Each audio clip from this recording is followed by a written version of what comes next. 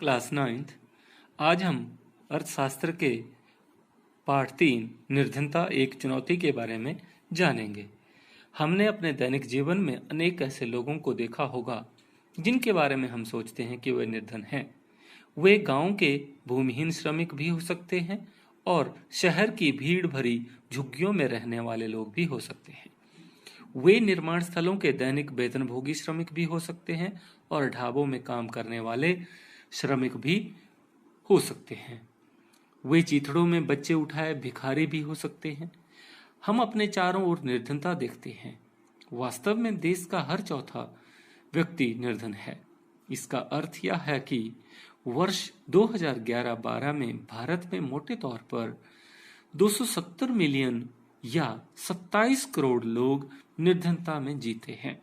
इसका यह अर्थ भी है कि विश्व में भारत में सबसे अधिक निर्धनों का संकेंद्रण है। यह चुनौती बहुत ही गंभीर है और हमारी दयनीय दशा को दर्शाती है।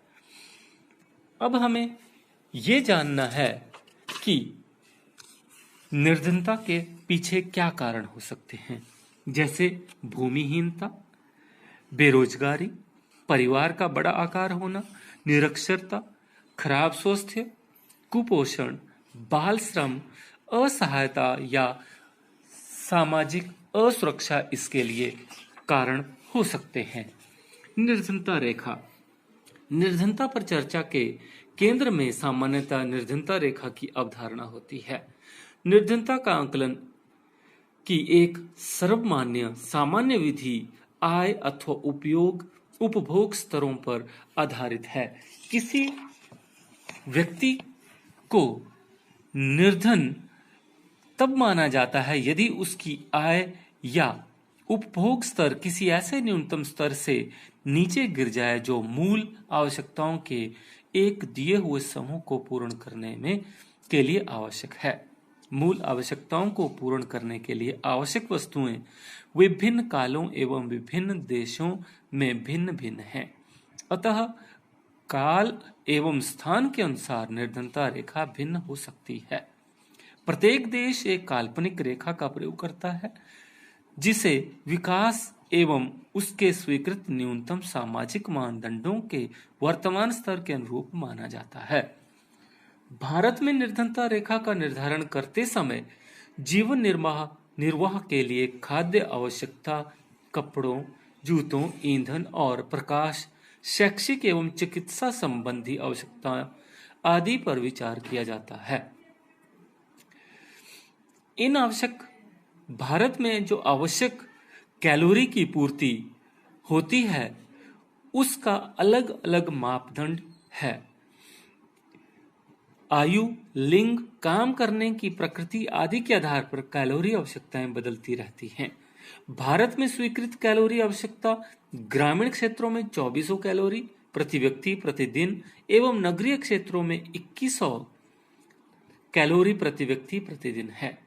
चूंकि ग्रामीण क्षेत्रों में रहने वाले लोग अधिक शारीरिक कार्य करते हैं, अतः ग्रामीण क्षेत्रों में कैलोरी आवश्यकता शहरी क्षेत्रों की तुलना में अधिक मानी गई है।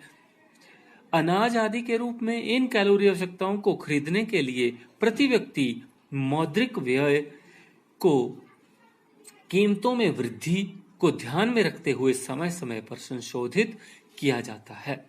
इन परिकल्पनाओं के आधार पर वर्ष 2011-12 में किसी व्यक्ति के लिए निर्धन रेखा का निर्धारण ग्रामीण क्षेत्रों में 816 रुपए प्रति माह और शहरी क्षेत्रों में 1000 रुपए प्रति माह किया गया था। निर्धनता के अनुमान। भारत में निर्धनता अनुपात में वर्ष 1993-94 में लगभग 45% से वर्ष 2004-05 में 37.2% तक महत्वपूर्ण गिरावट आई है। वर्ष 2011-12 में निर्धनता रेखा के नीचे निर्धनों का अनुपात और भी गिरकर 22% पर आ गया है। यद्यपि निर्धनता रेखा से नीचे रहने वाले लोगों का प्रतिशत पूर्व के 2 दशकों 1973 से 93 में गिरा है। निर्धन लोगों की संख्या वर्ष 2005 में 407 मिलियन से गिरकर 270 मिलियन वर्ष 2011-12, जिसमें औसत गिरावट 2.2% वर्ष 2004-5 से 2011-12 के बीच में हुई है।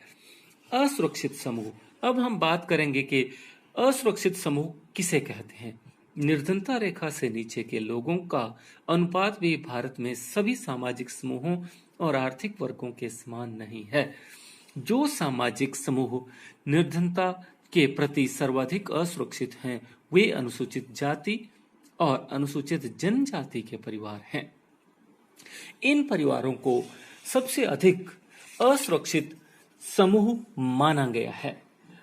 अब हम बात करेंगे अंतर्राज्यीय असमानताएं। भारत में निर्धनता का एक और पहलू या आयाम है। प्रत्येक राज्य में निर्धन लोगों का अनुपात एक समान नहीं है। यद्यपि 1970 के दशक के प्रारंभ में राज्य स्तरीय निर्धनता में सुदीर्घकालिक कमी हुई है। निर्धनता कम करने में सफलता की दर विभिन्न राज्यों में अलग अलग है। वर्ष 2011-12 में भारत में निर्धनता अनुपात 22% है। कुछ राज्य जैसे मध्य प्रदेश, असम, उत्तर प्रदेश, बिहार, उड़ीसा में निर्धनता अनुपात राष्ट्रीय अनुपात से ज्यादा है। वैश्विक निर्धनता। विभिन्न देशों में अत्यंत आर्थिक निर्धनता विश्व बैंक की परिभाषा के अनुसार 1.9 से कम कर पर जीवन निर्वाह करना में रहने वाले लोगों का अनुपात 1990 के 36% से गिरकर 2015 में 10% हो गया। यद्यपि वैश्विक निर्धनता में उल्लेखनीय गिरावट आई है, लेकिन इसमें बृहद क्षेत्रीय भिन्नताएं पाई जाती हैं।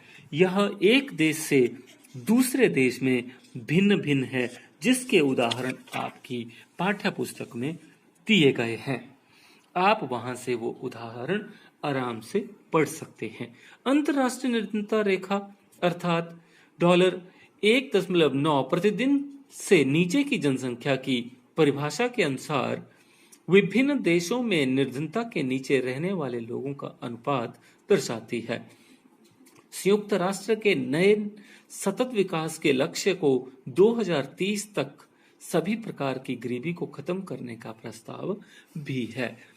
अब इस तालिका में जिस तरह से दिखाया गया है कि निर्धनता हैंड काउंट अनुपात चुनिंदा कुछ देशों में किस प्रकार से है, ये आप अपनी पाठ्य पुस्तक में से पढ़ सकते हैं।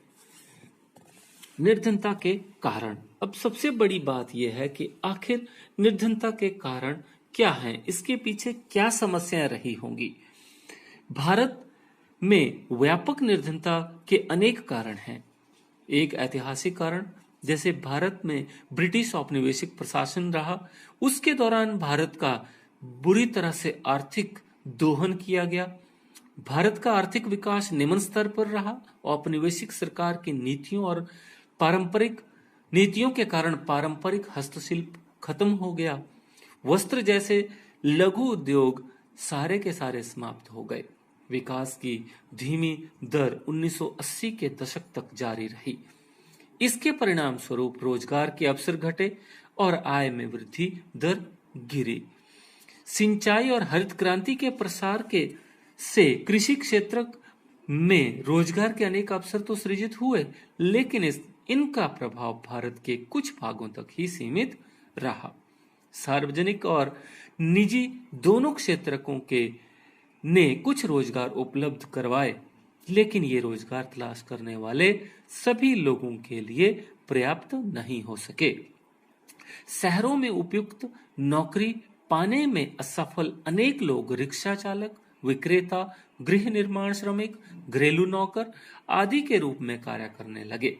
अनियमित और कम आय के कारण ये लोग महंगे मकानों में नहीं रह सकते थे। तो इस प्रकार निर्धनता के अनेक कारण माने गए हैं।